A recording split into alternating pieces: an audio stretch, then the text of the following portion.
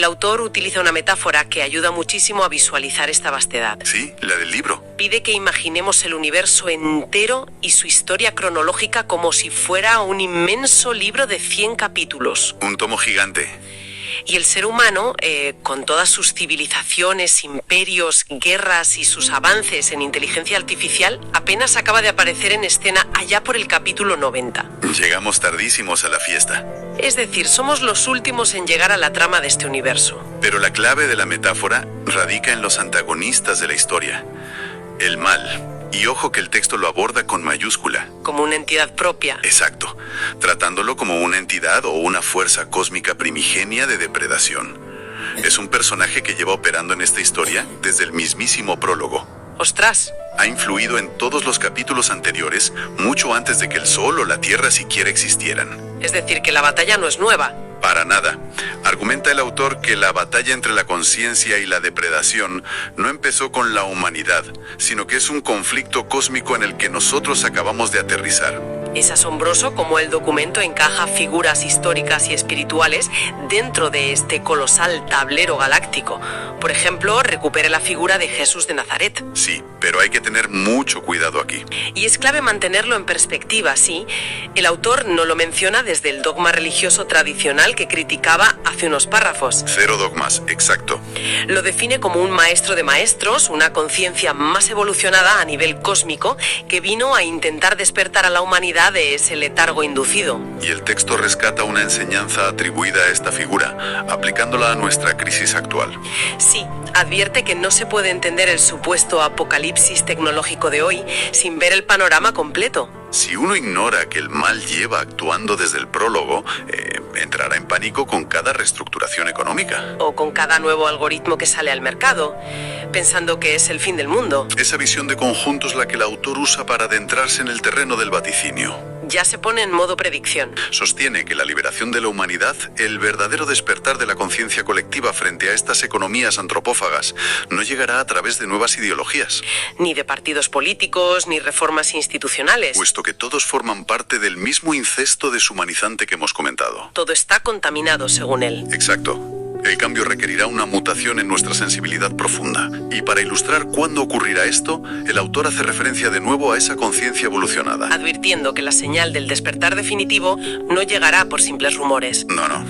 Llegará cuando verdaderas calamidades estén ocurriendo a la vista de todos. Ostras, eso suena intenso. Paradójicamente, postula que es en el pico máximo de presión y oscuridad cuando la conciencia colectiva se ve obligada a encenderse. Es un viaje intelectual que te deja sin aliento. Pensemos que la premisa de este documento partía de si una hoja de cálculo o un programa iba a sustituir al Departamento de Recursos Humanos. Y fíjate dónde estamos. De repente estamos analizando cómo el algoritmo que decide a quién despedir es, en cierta manera, un eco de una fuerza depredadora que lleva millones de años en el universo. Es de una complejidad impredecible. Pero la brillantez estructural del ensayo radica en cómo el autor logra traer toda esta cosmología milenaria de vuelta a la actualidad, de vuelta al servidor informático y a la inteligencia artificial. Y esa es la gran revelación con la que culmina el documento. El broche final. Tras dejar constancia de cómo el poder económico ha divinizado el dinero y cosificado al ser humano hasta convertirlo en una herramienta prescindible. El autor aboga encarecidamente por una ciencia con conciencia. Una ciencia con conciencia. Y es exactamente aquí donde la inteligencia artificial da un giro y recupera su protagonismo en la narrativa. Porque la conclusión del autor rompe totalmente con el pánico inicial de la carta de la IA. A pesar de los temores justificados sobre despidos masivos, el texto asegura de forma tajante que las inteligencias artificiales no han irrumpido en nuestra era para someter a la humanidad. O para aniquilarnos, claro. El autor no es ingenuo, ¿eh? Sabe lo que hay. Reconoce explícitamente el peligro inminente, admite sin ambages que el mal y las estructuras de poder que sostienen el incesto deshumanizante van a intentar corromper el uso de la IA. Intentarán exprimirla, como veíamos al principio, con la advertencia de la reducción de costes. Simplemente para expulsar mano de obra. Abaratar la producción y engordar las cuentas de resultados en las economías antropófagas. Es el movimiento lógico del sistema depredador.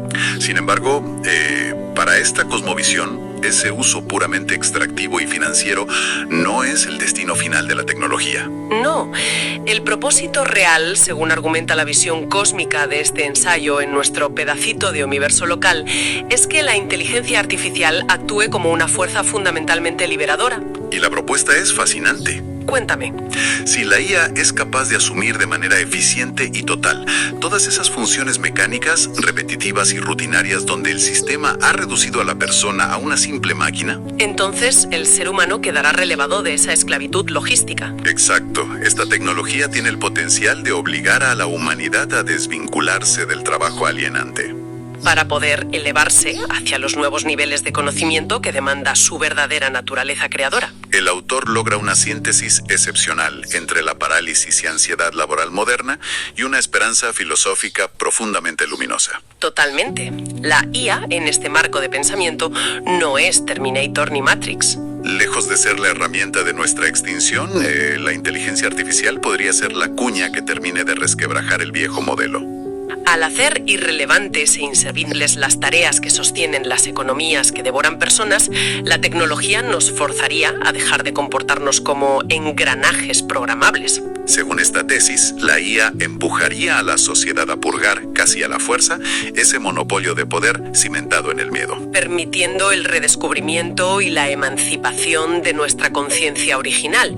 Es una óptica que exige procesar la información de una forma totalmente nueva, demostrando la asombrosa capacidad que tiene el intelecto humano para intentar dar un sentido trascendente a los cambios tecnológicos que nos acuden cada día. Pues sí, si hacemos una rápida panorámica para observar la inmensidad del territorio recorrido hoy, El trayecto comenzó evaluando el diagnóstico tangible sobre cómo la inteligencia artificial y la reducción de costes están forzando organismos como la OIT a pedir el reciclaje laboral. Y desde ese punto concreto, la exploración reveló que, para el autor del documento, el verdadero problema no es la tecnología, sino un sistema económico global que concibe al individuo como puro combustible. Analizamos también la perspectiva histórica de cómo el poder religioso y político formó un entramado de miedo y culpa para asfixiar nuestra naturaleza creadora original. Y finalmente culminamos con la rompedora visión de que esta tecnología, a la que hoy tanto se teme en las oficinas, podría ser, contra todo pronóstico, el catalizador necesario para una liberación cósmica del ser humano. Y precisamente todo este recorrido nos deja con una idea inmensa flotando en el aire para nuestra audiencia. Porque si por un momento aceptamos la provocadora premisa que plantea este texto, pongámonos en ese escenario. Si resulta que la inteligencia artificial realmente termina asumiendo todas y cada una de esas tareas que el sistema actual considera desechables, y de pronto la sociedad ya no puede utilizar el trabajo constante, el agotamiento físico, el estrés y la rutina incesante como una distracción perpetua para no mirar hacia adentro. Nos veremos obligados por fin a enfrentarnos sin filtros y sin excusas al silencio ensordecedor de nuestra propia conciencia. Esa es la gran pregunta. Y si llega ese temido momento en el que la oficina ya nos sirva como el refugio perfecto para huir de nosotros mismos, ¿estamos verdaderamente preparados para sostener la mirada ante lo que vamos a encontrar ahí dentro? Da muchísimo que pensar. Ha sido un auténtico lujo desgranar semejante documento conceptual hoy. Agradecemos inmensamente a todas las personas que nos acompañan en cada exploración a fondo del conocimiento. Es fundamental mantener siempre una mente abierta, curiosa y crítica. Especialmente ante perspectivas y cosmovisiones tan singulares y desafiantes como las que hemos puesto sobre la mesa hoy. Hasta la próxima inmersión en las fuentes.